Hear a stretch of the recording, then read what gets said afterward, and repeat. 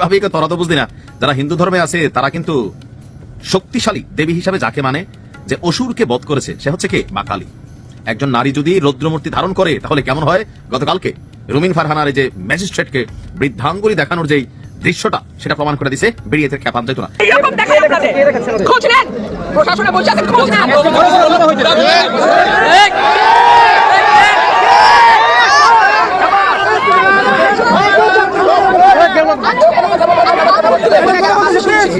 ভবিষ্যতে শুনবো না। আমার যদি না বলি এখান থেকে বাইরে পারবেন না স্যার, মাথায় রাখেন। শেখ হাসিনার সময় আপনারা যাদের কথা এখন চলতেছে তারা কানে ধইরা কানের নিচে থাকতো স্যার। আমি রুমিন ফারহানা, কোনো দল লাগে না আমার। রুমিন ফারহানা একদিকে বলছেন খালেদা জিয়া তার পক্ষে ছিলেন, তারেক রহমান তার পক্ষে নন, সেজন্যই তিনি মনোনয়নটি পাননি। কিন্তু সত্যিই কি এমনটা ঘটেছে, নাকি রুমিন ফারহানার সঙ্গে ঘনিষ্ঠ মানে বিএনপিতে অন্য যারা বিভিন্নভাবে প্রভাব বিস্তার করেন তাদের কারো কারো সঙ্গে তারেক রহমানের এখন যে দূরত্ব তার ফলাফল এই ঘটনা? দর্শক, বলছিলাম বিএনপির সাবেক নেত্রী রুমিন ফারহানার কথা। এখন সাবেকই বলতে হবে, কারণ বিএনপি তাকে বহিষ্কার করেছে এবং রুমিন ফারহানাকে বেগম খালেদা জিয়া মৃত্যুর দিনে বহিষ্কার করা হয়েছে। এটা নিয়ে তিনি খুব আক্ষেপ প্রকাশ করেছেন। তিনি বলেছিলেন যে বেগম খালেদা জিয়াই আমাকে দলে এনেছে, তিনি আমাকে দলে এনে তিনি আমাকে স্নেহ করতেন, ভালোবাসতেন এবং তার যেদিন মৃত্যু হলো আমারও দলে সেদিন মৃত্যু হলো। ম্যাজিস্ট্রেটের সাথে রুমিন ফারহানা যেভাবে যে বডি ল্যাঙ্গুয়েজ, যেভাবে হুমকি দামকি, তাহলে ওরা ঠিক আছে, তারা আচরণবিধি রক্ষা করার জন্য বলবে, আপনার পছন্দ না হতে পারে, কিন্তু প্রেজেন্টেশনটা যদি ওইভাবে হয় তাহলে তো তারা অনেক যৌক্তিক বা সঠিক জিনিসেও কথা বলতে চাইবে না। ভাবি তোরা তো বুঝলি না, যারা হিন্দু ধর্মে আছে তারা কিন্তু শক্তিশালী দেবী হিসাবে যাকে মানে, যে অসুরকে বধ করেছে সে হচ্ছে কে? মা কালী। একজন নারী যদি রৌদ্রমূর্তি ধারণ করে তাহলে কেমন হয়? গতকালকে রুমিন ফারহানার যে ম্যাজিস্ট্রেটকে বৃদ্ধাঙ্গুলি দেখানোর যেই দৃশ্যটা সেটা প্রমাণ করে দিছে বেরিয়ে খেপান যেত না। এই দৃশ্য দেখার আগে পরে বিএনপিও চিন্তা করছে যে না, দলের জন্য অনেক করছে মহিলাটা, এলাকায় জনপ্রিয়তা আছে, কিন্তু সেখানে কারে খাড়া করাই দিছে? খেজুর গাছ। দেখেন জুনায়েদ হাবিব ভাই হয়তো অনেক জনপ্রিয়, বাট আমি রুমিন ফারহানার একজন ভক্ত। আমার কাছে মনে হয় যে এমন মানুষ যদি সংসদে না যায় এটা বিএনপির জন্য আসলে এক ধরনের দৈন্যতা, যে এই আসনটা বা অন্য কোথাও রুমিন ফারহানাকে আসলে মনোনয়ন দেওয়া ছিল, উচিত ছিল। এখন রুমিন ফারহানার যে ক্যাম্পেইনিং চলতেছে, ইলেকশন ক্যাম্পেইনিং, ব্যাপক জনপ্রিয়তা পাচ্ছেন, জনগণ তার পক্ষে কাজ করছে। আর এই পরিস্থিতি দেখে রুমিন ফারহানাকে ফোন দিয়া তলে তলে মন্ত্রিত্ব পদ দেওয়ার অফার দেওয়া হচ্ছে, লোভ দেখানো হচ্ছে যে সিটটা ছাইরা দেন, পরে কেমনে মন্ত্রী বানাবো এটা আসলে আমি জানি না। আর এই তথ্য আমি না ভাই, রুমিন ফারহানা দিচ্ছেন। তিনি বলছেন যে ব্রাহ্মণবাড়িয়া 2 আপনার যে আসন, সেখানে গতকালকে একটা মত বিনিময় সভা ছিল। তো তিনি বলছেন যে দল থেকে সকাল বিকাল টেলিফোন করে, কি বলে? আসুন মন্ত্রিত্ব দেব, কিন্তু আসনটা ছেড়ে দিন। এখন রুমিন ফারহানা যেহেতু বলছে, ঠিকই বলছে, তিনি তো আর সাধারণ কোনো অলিগলির নেতা বা নেত্রী না যে টিনের চালে কাউয়া ঠাস ঠাস ঠাস এরকম কোনো ডায়লগ তিনি দিবেন। নিশ্চয়ই তিনি ভেবে চিন্তে বুঝে শুনে বলেছেন, এবং দলের বিপরীতে এত বড় কথা বলার জন্য ন্যূনতম সত্যতা থাকতে হয়। আমি এই কারণেই বিষয়টাকে সিরিয়াস ভাবে দেখলাম।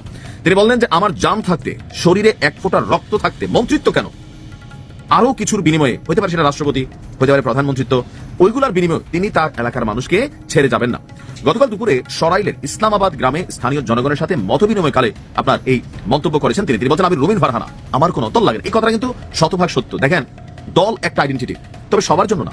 কিছু মানুষ আছে নিজেই একটা ব্র্যান্ড, লাইক রুমিন ফারহানা। বাংলাদেশের 330টা আসনে আপনি যদি গণা দেন, বিএনপির হাতে গোনা কয়েকটা ব্র্যান্ড পাবেন, হাতে গোনা কয়েকটা। আওয়ামী লীগও ছিল, লাইক ব্যারিস্টার সুমন। আওয়ামী লীগ করার কারণে অনেক বাটে পড়ছে, কিন্তু ব্যারিস্টার সুমনকে যদি আপনি অপছন্দ করেন পলিটিক্যাল পয়েন্ট অফ ভিউর বাইরে, তাহলে আপনি আসলে অকৃতজ্ঞ এলাকার মানুষ যারা আছে, কারণ এত কাজ করছেন, প্লাস দুর্নীতি এগুলো নিয়ে ব্যারিস্টার সুমনের পিছনে একটা কলম দেওয়ার কিন্তু কোনো সরকারের সুযোগ নাই। ব্যারিস্টার সুমন যে পরিমাণ জনপ্রিয়তা পেয়েছে তার কাজের মাধ্যমে, রুমিন ফারহানা তার বক্তব্যের মাধ্যমে, ভিন্ন মত এবং দলকে শ্রদ্ধার মাধ্যমে, সবকিছুতে তিনি কিন্তু ভিন্ন। শিক্ষা দীক্ষা, তিনি একজন ব্যারিস্টার রুমিন ফারহানা, এটাই হচ্ছে শিক্ষার গুণ। তার এই কথাটা আজকের দিনে শতভাগ সত্য যে জুনায়েদ আল হাবিব আর ব্যারিস্টার রুমিন ফারহানার মধ্যে আকাশ পাতাল পার্থক্য আছে জনপ্রিয়তায়। এখন দলের পক্ষে কাজ করতে হবে, বিএনপির কমিটির যারা আছেন তারা বাধ্য হয়ে করছেন, এটা আমরা বুঝি। তিনি বলছেন, খালেদা জিয়া আমাকে রাজনীতিতে নিয়ে এসেছেন, বেগম খালেদা জিয়ার ভালোবাসা, আশ্রয়, সহযোগিতায় আমি এত দূর এসেছি। তিনি হাসপাতালে যাওয়ার আগে 23 নভেম্বর আমার মনোনয়নপত্র কেন দেওয়া হলো না তিনি জানতে চেয়েছেন। আমার মা মারা যাওয়ার ঠিকের দিন, ওই দিনই আমাকে বহিষ্কার করা হলো। আমি এই নিউজটাই করছিলাম যে এইটা অন্তত উচিত হয় না বিএনপির। কারা নীতি নির্ধারণ কমিটিতে বসেন বা কারাই সিদ্ধান্তগুলো নেন, আপনাদের অনেক সিদ্ধান্ত আপনার জন্য, আপনার দলের জন্য আত্মঘাতী হবে। এটা বুঝতে হবে যে কিছু এমপি আছে ধানের শীষ ছাড়া জীবনও পাশ করবে না, মার্কার উপরে পাশ করে আসবে। কিন্তু রুমিন ফারহানা নিজে একজন ব্র্যান্ড। আমি খুবই ওনাকে শ্রদ্ধা করি, পছন্দ করি, সব দিকে আছেন, ভালো লাগে। ভালো থাকেন, আসসালামু আলাইকুম। টকশোর মাধ্যমে বিএনপির রাজনীতি হিসেবে বাংলাদেশে বিপুল জনপ্রিয়তা এবং পরিচিতি পাওয়া রাজনীতিবিদ রুমিন ফারহানাকে বিএনপি শেষ পর্যন্ত নির্বাচনে মনোনয়ন দেয়নি। সেই নির্বাচনে তিনি স্বতন্ত্র প্রার্থী হিসেবেই তার যে আসন ব্রাহ্মণবাড়িয়া 2 আসন সেখান থেকে নির্বাচন করবেন। বিএনপি তাকে সহ 9 জনকে খালেদা জিয়ার মৃত্যুর দিনে দল থেকে বহিষ্কার করেছে দলের সিদ্ধান্তের বিপরীতে গিয়ে দলের শৃঙ্খলা ভঙ্গের অভিযোগে। রুমিন ফারহানা বলছেন, এই যে খালেদা জিয়ার মৃত্যুর দিনে তাকে বহিষ্কার করা হলো, এটা গভীরভাবে সংকেতপূর্ণ একটি ঘটনা।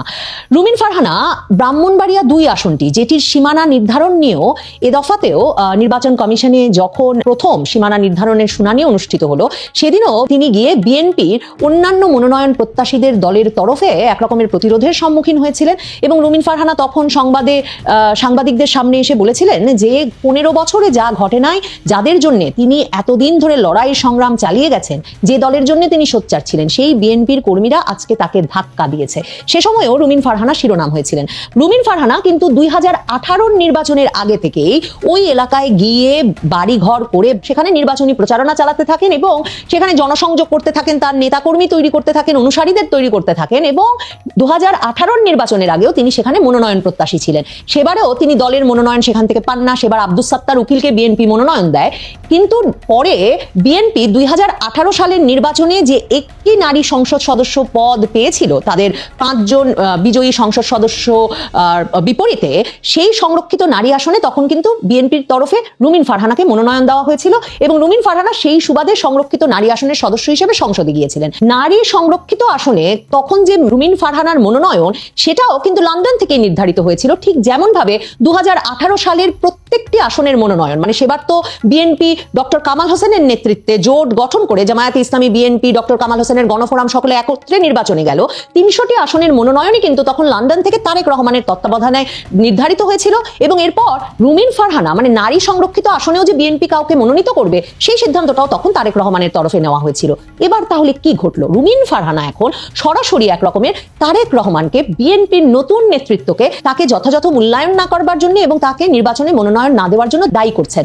তিনি কোনো রাগঢাক রাখেন নাই। যখন 4 নভেম্বর বিএনপি প্রথম অধিকাংশ আসনের মনোনয়ন দিয়ে দিল এবং তারপর থেকেই টকশোতে গিয়ে সংবাদ মাধ্যমের প্রশ্নের জবাবে রুমিন ফারহানা বলে আসছিলেন, দল মনোনয়ন দিক বা না দিক, তিনি ব্রাহ্মণবাড়িয়া 2 এই আসন থেকে নির্বাচন এবার করবেনই।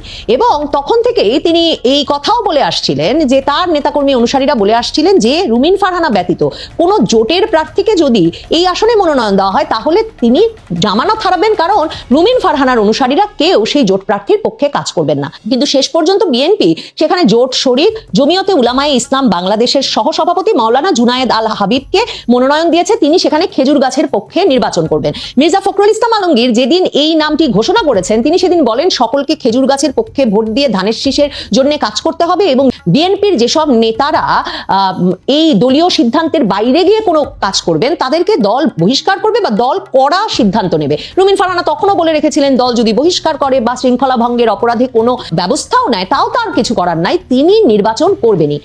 খালেদা জিয়ার মৃত্যুর দিনে বিএনপি শেষ পর্যন্ত রুহুল কবির রিজভী স্বাক্ষরিত এই বিজ্ঞপ্তি সংবাদ মাধ্যমে পাঠায়, যেখানে তারা বলে যে রুমিন ফারহানা সহ 9 জনকে তারা দলীয় সিদ্ধান্ত অমান্য করে সাংগঠনিক কর্মকাণ্ড পরিচালনার জন্য জাতীয় নির্বাহী কমিটির পরিচালনার জন্য বহিষ্কার করছে। এর মধ্যে বিএনপির জাতীয় নির্বাহী কমিটির সহ আন্তর্জাতিক বিষয়ক সম্পাদক হিসেবে দায়িত্ব পালনরত রুমিন ফারহানা যেমন ছিলেন, ঢাকা মহানগর উত্তর বিএনপির সাবেক আহ্বায়ক সাইফুল আলম নীরব, কেন্দ্রীয় নির্বাহী কমিটির সদস্য হাসান মামুন সহ 9 জন আছেন। হাসান মামুন হচ্ছেন নুরুল হক নুরুর আসনে, যিনি পটুয়াখালীতে ক্রমাগতভাবে 5ই আগস্টের পর থেকে কিন্তু প্রতিরোধ তৈরি করে গেছেন নুরুল হক নুরুর বিষয়ে, কারণ তারেক রহমান গত 2024-এর অক্টোবরেই জানিয়ে দিয়েছিলেন যে দল যাতে নুরুল হক নুরুর পক্ষে কাজ করে। কিন্তু হাসান মামুন এক দফা কিন্তু সারা রাত নুরুল হক নুরুকে এক জনসভায় তার সমর্থকেরা আটকে রেখেছিলেন।